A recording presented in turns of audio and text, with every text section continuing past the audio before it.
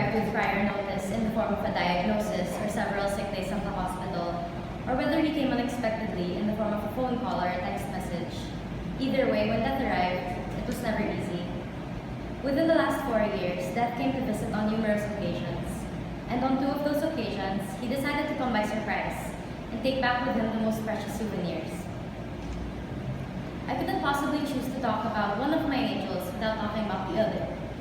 So, this is a message from my heart to my grandmothers. My grandmothers, Mama, my mom's mom, and Lola, my dad's mom, were both the strongest, perfectly imperfect women you could ever hope to meet. And I'm here today to honor them by telling you all about them. Mama, regal, graceful, and sophisticated. Those are 3 words I can use to describe her. Basically a modern-day princess. And it's not just because of her good looks, but because her elegance just radiated outwards.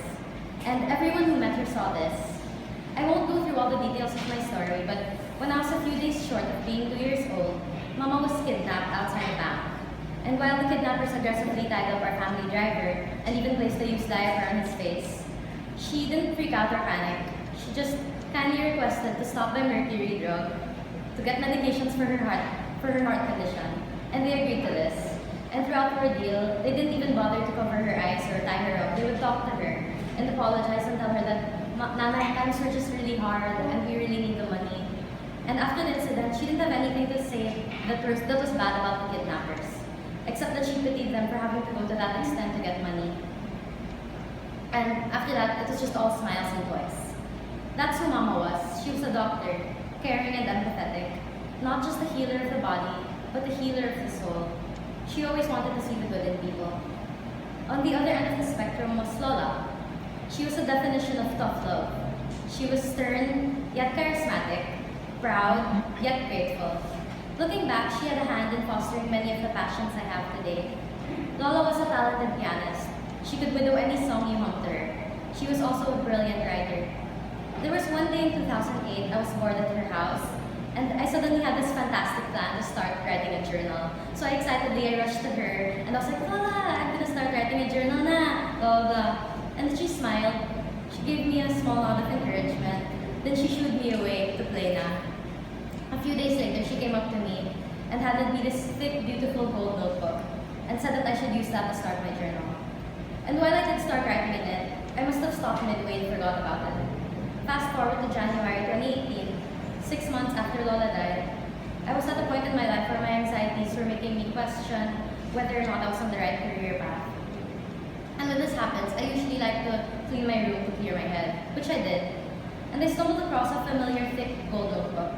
I flipped it open to the first page and read the inscription, and it went something like, Dear Marie, in this notebook, you will write all of your life stories. Fill its pages, and when you look back many years later, you will smile and see how far you've come. Love, Lola. And at that point, I could almost see her right in front of me with that same small nod of encouragement he gave me many years ago. Saying, go on, Marie, you're doing good. I'm so grateful to God for allowing me to have spent all of my childhood and all of my adolescence growing and learning from these women. So Death, I understand why you decided to take them so suddenly and bring them up there with the other angels, right where they belong. Here are just a few tips to remember to make sure they're comfortable. Mama would love it if you could sing Ave Maria to her every night before she sleeps. And Lola would be the happiest if you could get her favorite bowl of Chinese noodles from North Park. Next time you come to visit Death, I'll try to welcome you as a friend, but no promises. The one good thing I can say about Death is that he humbles you.